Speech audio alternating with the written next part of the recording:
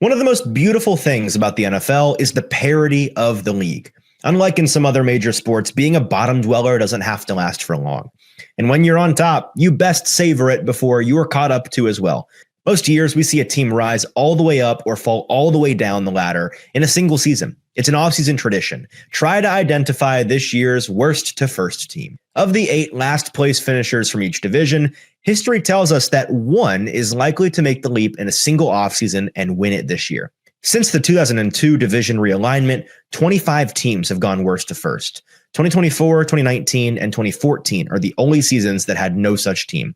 And even then, we saw teams like the 2024 Commanders go worst to wild card, even making the NFC Championship 1 year removed from making the second overall pick. So with that history in mind, let's take a look at the teams trying to make that jump in 2025.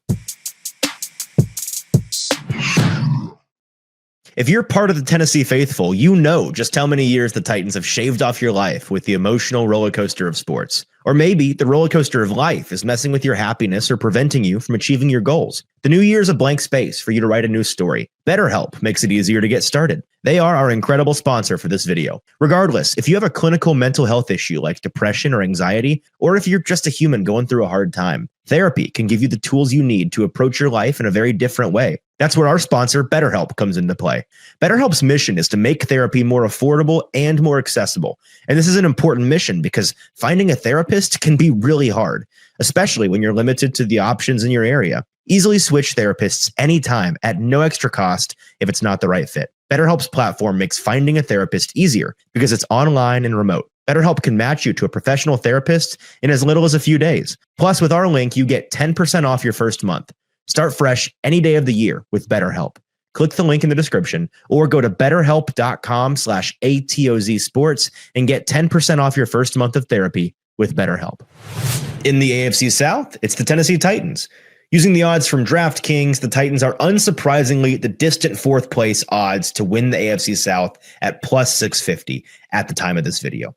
As is the case with any team who adds a high-level quarterback to the mix, Tennessee has better historical odds than most to make such a leap. And it's going to take Cam Ward having a Jaden Daniels or CJ Stroud level rookie season, and probably some help from the Texans and Jaguars find a way to underachieve once again. In the AFC North, the Cleveland Browns continue to have a brutal road to divisional titles with Lamar Jackson, Joe Burrow, and the perennially competitive Steelers in their way.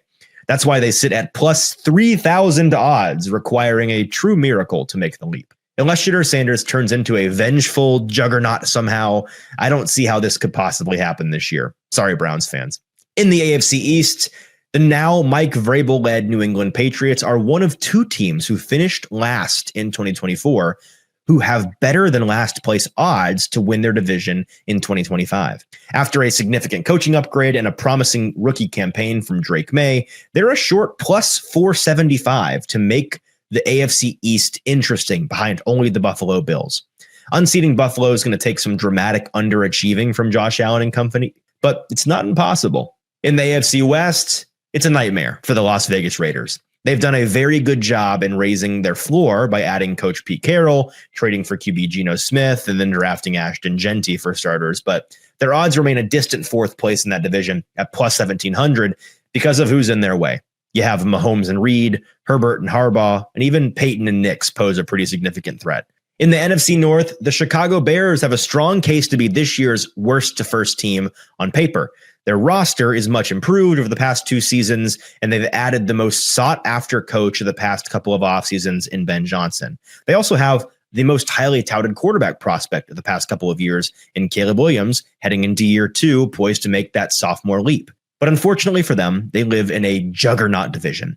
Once you remember the Lions, Packers, and Vikings all exist, their path becomes much harder to fathom. They have pretty short odds at plus 425, but that's still 4th best in the division. Vegas sees this one as a Mexican shootout. Any of these teams could win it. In the NFC East, there's not much to say about the New York Giants' chances in this division, which have been hung at plus 1,900. Russell Wilson and Jackson Dart aren't getting them past the Eagles, Commanders, or the Cowboys this year. I think it's as simple as that. Sorry, Giants fans. In the NFC South, the New Orleans Saints odds to win the South were already a distant plus 1,000 before the announcement that quarterback Derek Carr was retiring.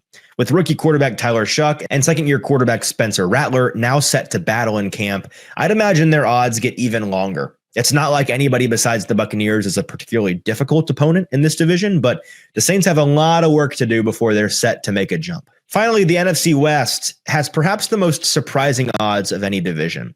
The institutional respect for the 2024 last-place team remains strong despite their rocky year. They have the best odds in the division to win it, hung at plus 145. And despite real competition from the Rams and Cardinals, Vegas expects Kyle Shanahan and Brock Purdy to bounce back in a big way. Their cupcake, maybe the easiest schedule I've ever seen in my life, definitely helps. For A to Z Sports Nashville, I'm Easton Freeze.